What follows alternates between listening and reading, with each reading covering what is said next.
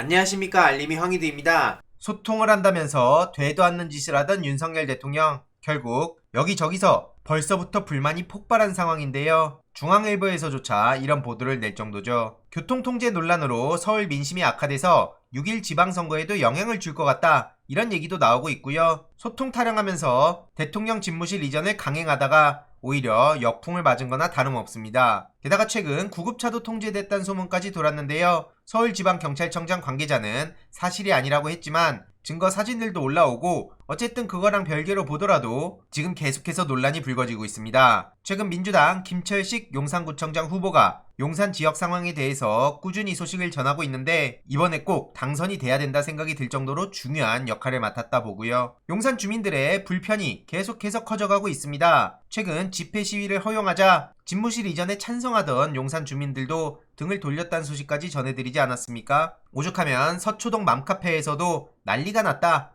그래서 지난 영상에서도 말씀드렸듯이 제발 어디로든 빨리 들어갔으면 좋겠다. 아이가 어려서 너무 힘들어한다. 미쳐버리겠다. 난리도 아니다. 이런 얘기가 나왔다는 소식도 전해드렸습니다. 게다가 취임 3일차에 8시 59분에 자택에서 출발했다는 소식도 전해졌는데요. 전날보다 40분가량 늦었다는 얘기에 많은 비판도 나왔습니다. 심지어 지각 출근을 했는데 퇴근은 30분 일찍 해서 구설수에 오른 데다 북한 미사일 발사 소식에 재출근은 하지도 않았다, 이런 얘기가 나와서 더 많은 비판이 나왔는데요. 오죽하면 최근 변희재 씨조차 윤석열은 글러먹었다, 이러면서 엄청나게 강하게 비판의 목소리를 내고 있습니다. 방금 말씀드렸듯이 어제 북한에선 미사일을 쐈는데 NSC조차 열지 않은 윤석열 정부, 많은 지적이 나올 수밖에 없고요. 그렇게 강경 대응을 외치던 윤석열 측이 NSC 대신 점검회의만 진행했다고 하네요. 국가안전보장회의를 소집도 안하고 안보상황 점검회의만 했다고 하는데 대선 과정에서 선제 타격이라 그러고 강경 대응을 하겠다고 난리를 치더니 이게 도대체 뭐냐, 이런 지적도 나올 수밖에 없어 보이고요.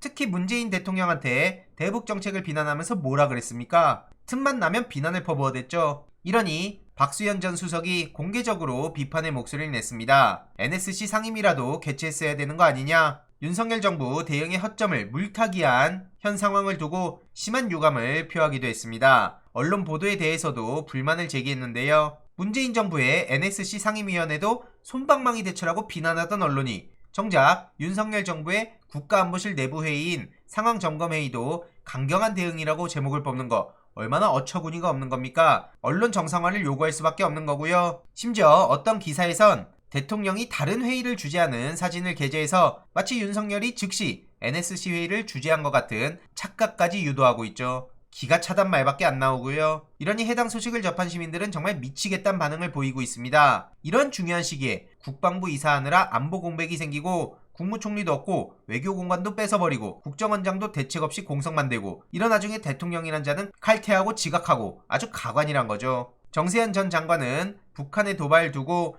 연내 무슨 일 날까봐 겁난다, 이런 입장까지 전했습니다. 가뭄과 코로나로 민심이 흉흉해진 상황에 연내에 중대 도발이 우려된다는 목소리가 나왔고요. 보통 흉흉해진 민심을 다잡기 위해선 대외적으로 뭔가 위기를 조성하는 편인데 여기에 대해서 윤석열 정부가 현명하게 대처할 수 있을지는 의문입니다. 중국에 대해서도 그렇게 비난을 퍼붓고 멸공이라고 별소리 다 하더니 중국 자극하는 공약이 국정과제에서 빠졌다는 소식까지 전해졌죠. 여가부 폐지를 비롯해서 대선 과정에서 온갖 허세 부리던 것들 대선 끝나자마자 입싹 닫고 말 바꾸고 이러니까 지적을 받는 겁니다. 지금 장관 후보 논란도 계속해서 이어지고 있는데요. 18명 중 11명을 임명했다는 소식이 전해졌었죠. 이 중에 청문 경과 보고서 채택이 안 이뤄진 한동훈, 정호영, 원희룡, 박보균, 김현숙, 이들은 상황을 좀 지켜보고 결정할 예정이라고 하는데 특히 정호영에 대해선 대통령실 내부에서도 사퇴론이 불거지고 있고 곧 정리될 거란 기류도 감지되고 있다고 하네요. 거듭 말씀드리지만 정호영은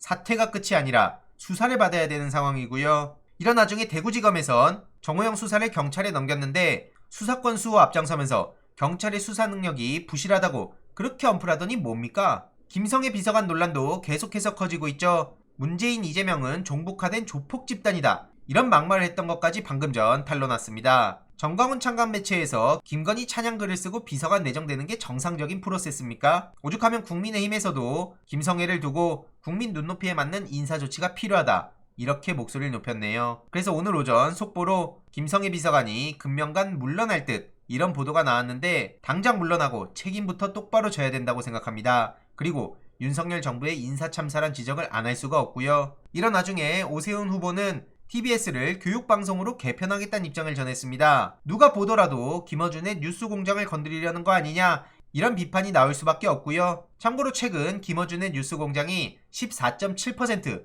자체 최고이자 부동의 1위 소식이 전해졌습니다. 라디오 청취율 조사 압도적 1위고요. 18라운드째 부동의 1위를 고수하고 있는 상황이죠. 이런 와중에 오세훈의 꼼수가 얼마나 먹힐진 모르겠지만 선거를 앞두고 엄플하고 있다는 생각도 참 많이 듭니다. 이를 막기 위해선 송영길 후보를 반드시 서울시장으로 보내야 된다 생각하고요. 추가적인 소식 계속 전해드리도록 하겠습니다. 이번 내용도 유익했다면 구독, 좋아요, 알림 설정, 멤버십 가입 정말 큰 힘이 된다는 점 말씀드리고 싶습니다. 이번 내용도 주위에 널리 공유 부탁드립니다.